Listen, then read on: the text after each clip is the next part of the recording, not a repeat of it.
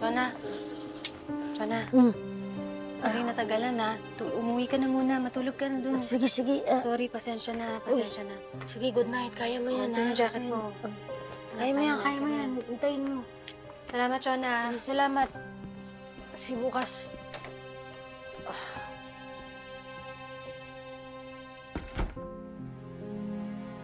Di ko alam kung ito nga si Mystery Man ang nanakit sa kapatid ko.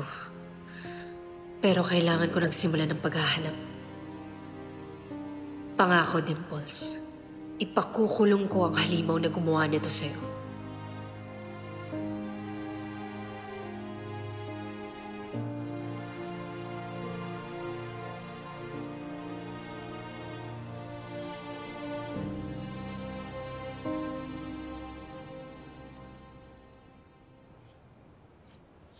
Alam mo, hindi ko nagugustuhan ang pagturing sa'yo ng anak natin si Rocky Boy.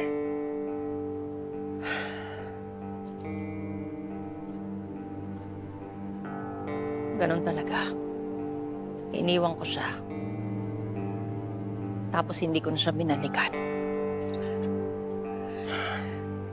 Lumaki yan na walang ina. Tapos nga naman, bigla na lang akong susulpot dito. Na parang walang nangyari. Siguro, bigyan mo pa siya ng konting panahon para papatawad ka niya. Sana nga. Sana bigyan niya ako ng pagkakataon para makabawi. Sana mapatawad niya pa ako, Brando. Sabihin na akong ganito kaya, ituro mo sa kanya kung paano magpalakad ng negosyo mo. Baka doon naman kayo magkasundo. Talagay mo. Rocky Boy! Oh, bakit pa? Kakausapin ka namin ang nanay mo. Sus, wag na. Wala akong panahon para dyan. Rocky Boy! Huwag mo kaming tatalikuran. Wag na, baka hindi ngayon ang tamang oras para kausapin siya. Kailan ba tamang oras? Ngayon na yun! So ano ngayon? Nagkakampihan kayo? Ano ba kailangan niyo sa akin? Ha? Babalikan ko kasi yung negosyo ko, baka gusto mong sumama. Para malaman mo lang kung paano ko ito pinapatakbo. Ay, nako. Yun lang ba pag-uusapan natin? Pasensya na. Wala akong interes. Isipin mo muna kung inaalok sa'yo ng nanay mo. Galit ka agad ang pinaiiral mo eh. Bakit? Inaalok sa'yo ng nanay mo, hindi masama. Anak, sa'yo din naman lahat mapupunta yun balang araw eh. Negosyo ba inaalok mo sa akin?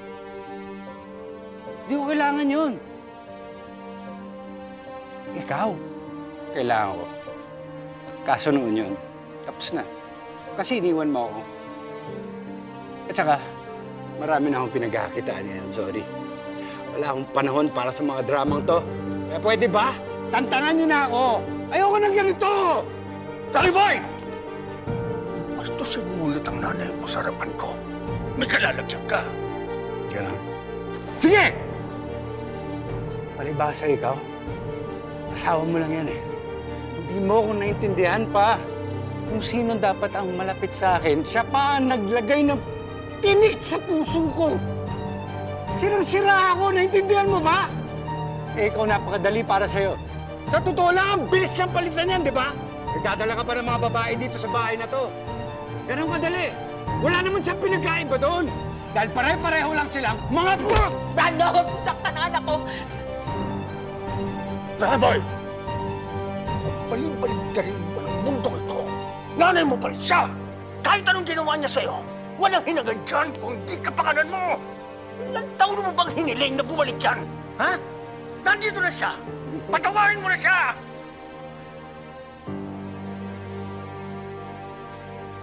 Pasensya na, hindi ganun ko dali yun pa. Pero, maraming salamat ha! Welcome sa bahay na to! Pinasaya mo ako. Sige pa. Rocky Boy! Hey!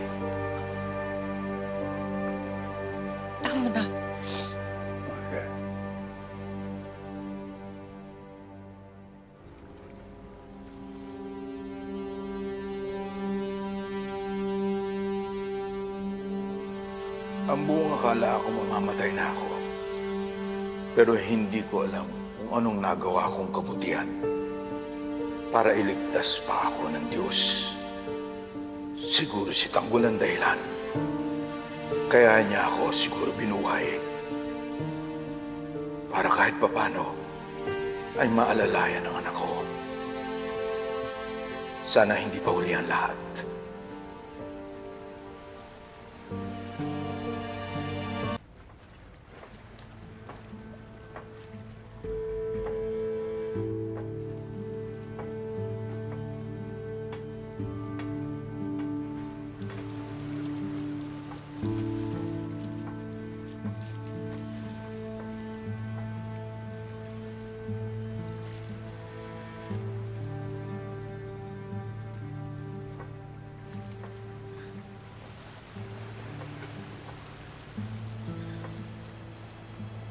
Papa.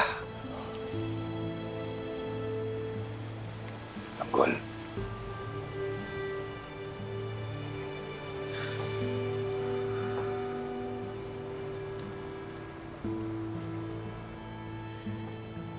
Ayos lang po kayo. Ano? Kaya lang hindi ko alam kung bakit bigla ako nagkaroon ng realisasyon.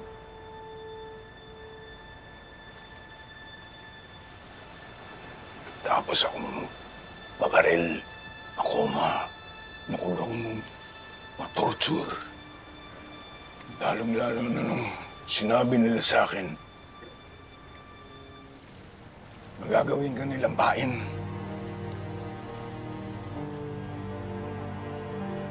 Biglang gumuho lahat ng pinangahawakan ko. Lahat ng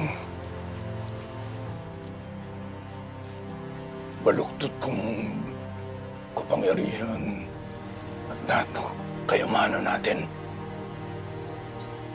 bumagsak, nawala. Parang wala. Hindi naman ako natatakot dun eh. Natakot lang ako.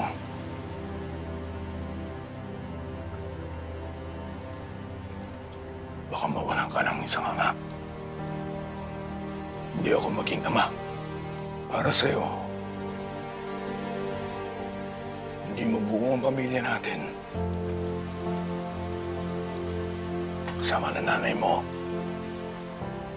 Alam niyo, Papa, hindi ako papayag na mawala kayong nanay sa akin. May nabuo ng pamilya ko. Kayo po ang pinakamahalaga sa akin.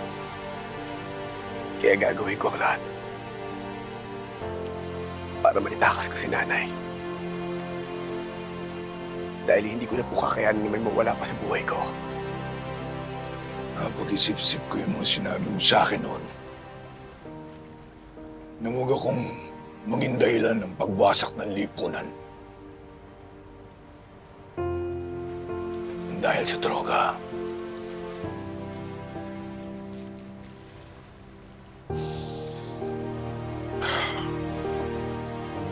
Gagawin ko yung anong pagkakaiba ko sa mga kahamon natin mga kalaban. Kailangan kong sa Red Phoenix, sa Lusyong yan. Wala.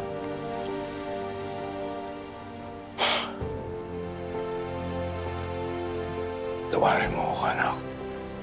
Sa lahat ng mga nasabi ko sa'yo noon.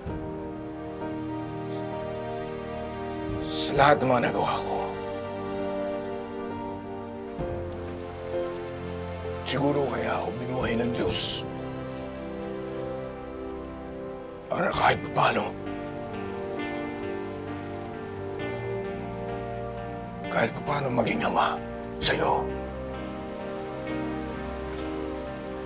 Maging pamilya tayo. Sama na nanay mo.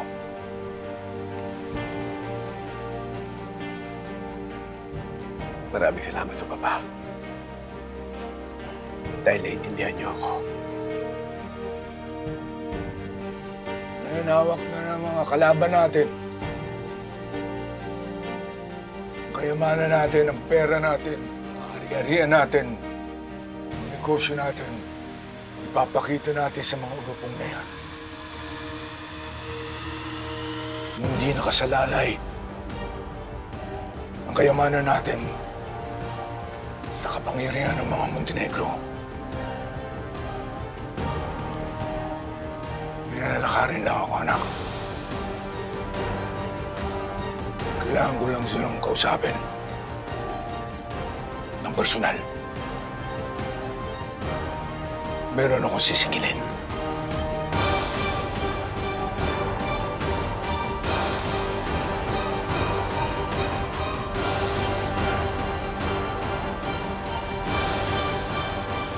Naku, Tindek, bilib naman ako sa'yo. Talagang pinaramdam mo sa mga gerero ang presensya mo. Gusto kong malaman nila na tatapatan ko sila sa lahat ng gagawin nila at hindi ako matatakot. Huwag kang mag-alala, Matilde. Kahit pag-initan ka nila, lagi kami nakasuporta sa'yo. Naku, kailangang warlahin natin sila ng bonggang-bongga para mapaalis sila dun sa posisyong ninakaw nila. Dapat kailangan maghinay-hinay tayo. Baka bigla tayong patalsikin. Mahihirapan tayo sa pagbawi natin kung ano man ang dapat kay tanggol. Mag-iingat pero hindi matatakot. Dapat buo ang loob natin sa labang ito dahil dito nakataya lahat. Diba? Oo, tama. Masaya ako na nakita ko ang apo ko. Pero naaawa ako sa sitwasyon niya. Ginigipit siya ng mga girero. Nagbuhay pugante na naman si Tanggol. Ganyan talaga ang mga gerero, hindi patas lumaban. Pero tayo lalaban ng patas para matalo sila. Pero hindi tayo dapat panghinaan ng loob. Umaasa ang mga taga-Maynila na maaayos pa ang lungsod at dahil yan kay Tanggol. Naku, dapat magdoble ingat tayo, Tindeng. Hindi pwedeng basta-basta ka nalang makikipagkita ka Tanggol. For all I know, pati ikaw pinasusubaybayan ng mga gerero, kagaya ng ginagawa mo sa kanila. Walang kuroda. Kaya dapat kalkulado ang bawat galaw natin. Alam kong mahirap, mahaba ang labang ito, pero darating ang araw na lalabas din ang katotohanan. At matatalo natin yung mga girero. Oo. Halika, wag na. Hi, Lo. Halika na. Sabay po kami, ah. Sige na. Erika, pwede naman akong kumain doon sa babae. Santino, maupo ka na. Oo, upo ka na daw. Pagluluto na lang kita ng itlog, dun ka sanay, di ba? Para wala ka na masabi. Sige na.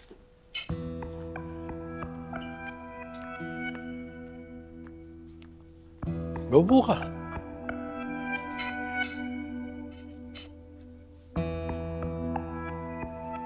Nung nasa inyo ba si Erika, pinagsisilbihan ka rin niya? Hindi po. Hindi ko nga po siya pinapakilo sa bahay eh. Sandali lang, tutulungan ko na po sa Erika. Diyan ka lang, maupo ka. Maupo ka.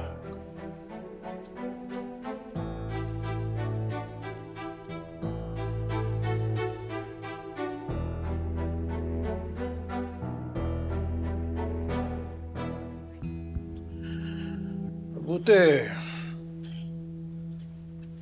Natatagalan mong pagmamalupit ni Miguelito. Hindi naging maganda ang trato ng pamilya sa'yo, pero nandito ka. Nagtitiis. Kung tutuusin pwede mo namang abandonahin si Erika. Pero nandito ka, nagtitiis ka. Bakit? Para po sa magiging anak namin ni Erika. Kaya, kahit po nahihirapan na po ako dito, gusto ko po ipakita sa kanila na malinis po yung hangarin ko. Sa katunayan nga po, tutulong po ako mamaya sa paghahardin.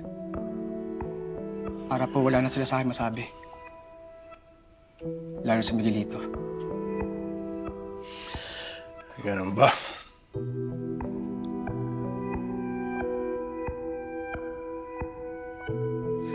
Ma, what are you looking at? Chulahas. Kasi naman, Yung mga asawa ng mga beshies kong kongresista, grabe magpaandar. Siyempre, nalalaos yung mama mo, hindi pwede, di ba? Kaya, gusto kong mamakyaw ng mga alahas. Pero grabe, ang mamahal. O, 4.5. Paano? Paano? 4.5, 3.5 pack. Ma. 1.5. Pera lang yan. Money will never be a problem for a Guerrero, ma. Lalo na ngayon, na mangungulekta na tayo ng SOP para sa mga flood control project na binigay mo sa mga Mondragon. Tama. Sasabihan ko si Roberto, singilin na yung mga yan. Oh, no need, ma. The mayor will take care of this one. Go!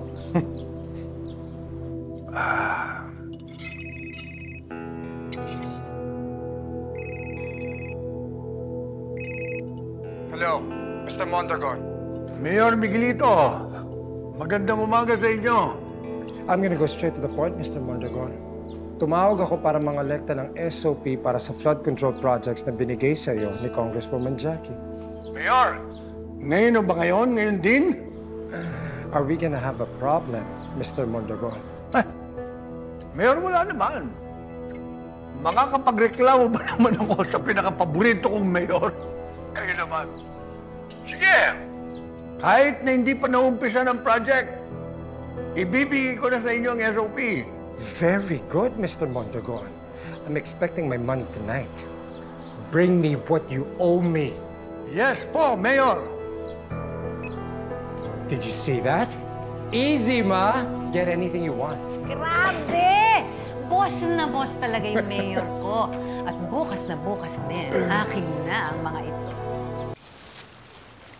Tay! Tay! Oh, anak! Pandesal lang. Kamusta na ang beer house? Ayun. Kumita naman ho kahit paano. Kamusta si Dimples? Hindi pa ako nagkakamalan niya ngayon eh. Ay, nako. Ay, si Pongga yun. Nakalis na ho ba? Nasa kwarto pa. Maaga pa eh.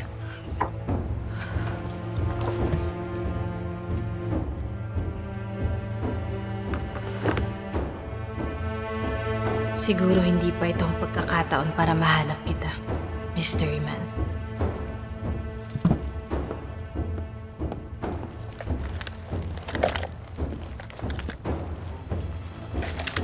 Pero hindi ako susuko. Sa ngayon, maghahanap muna ako ng lead sa presinto. Pero isinusumpa ko na kahit magpalit-palit ka ng account, hahanapin kita, Mystery Man.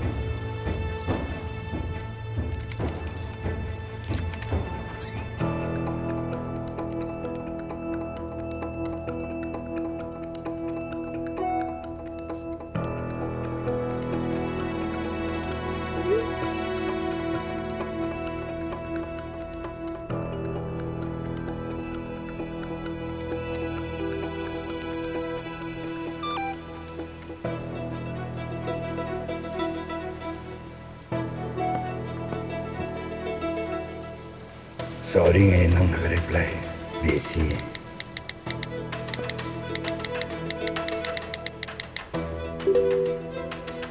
Ano? Kailan ba tayo magkikita?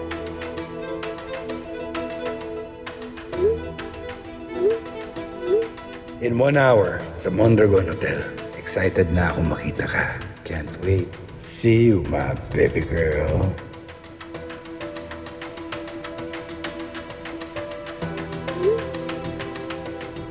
See you there.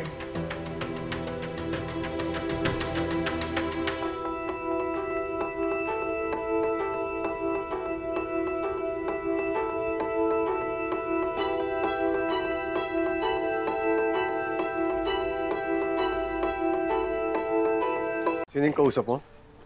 I was just talking to Brando Mondragon, kuya. Kinukolekta ko ng SOP na utang nila sa atin. Ako na ang bahala sa negosyo natin sa City Hall. At ikaw na ang bahala sa mas malaki nating problema. Ano na namang mas malaking problema? Muntik na natin mapatay si Tanggol sa si Ramon, ma. Oh. Pero natakasan nila ang tauhan ni kuya. Nakakaloka yung mga tauhan mo! Hindi ba kayo natatakot? Magkasama na ulit ang mag-amang Montenegro. Papalikan tayo ng mga yan. Ma, wala na silang pera. Their reputation is ruined. At wala na silang kapangyarihan, ma. All they can do now is hide. But that's not enough for me, Ma. I want Tanggol and Ramon dead, Kuya! Huwag niyong mamalitin ng mga Montenegro. Iba kumilos sa mga yan. Meron silang koneksyon sa mundo ng sindikato. Pwede silang tulungan laban sa atin. What do you suggest we do, Kuya?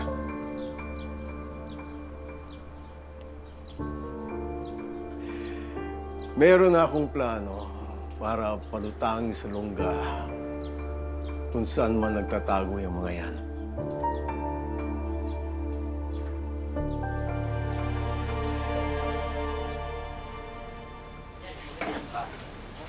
Ako lang. Oh, Tanggol! Boss Ramon! Kain na po tayo. Kata. Pasensya na kayo, ha? Hindi lang kasi yung nakuha ng mga kasamahan ko, eh. Sa kanila pa nga lang, kulang na, eh. Siya nga pala, Tanggol. Baka sa susunod na araw, umalis na itong barko. Kailangan natin makahanap ng tutulungan. Ayos tayo mga Andoy. Kahit saan naman, pwede kami. Basta ang mahalaga, ligtas tayong lahat. Saka nagbigay ng tulong si nanay no isang araw. Nakabili kami ng mga delata. Pagkasakasay na lang natin.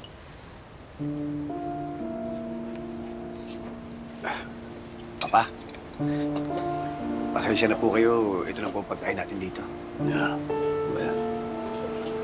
Boss Ramon, mauna na po kayo. Oh, sige. Tanggol, kuha ka na.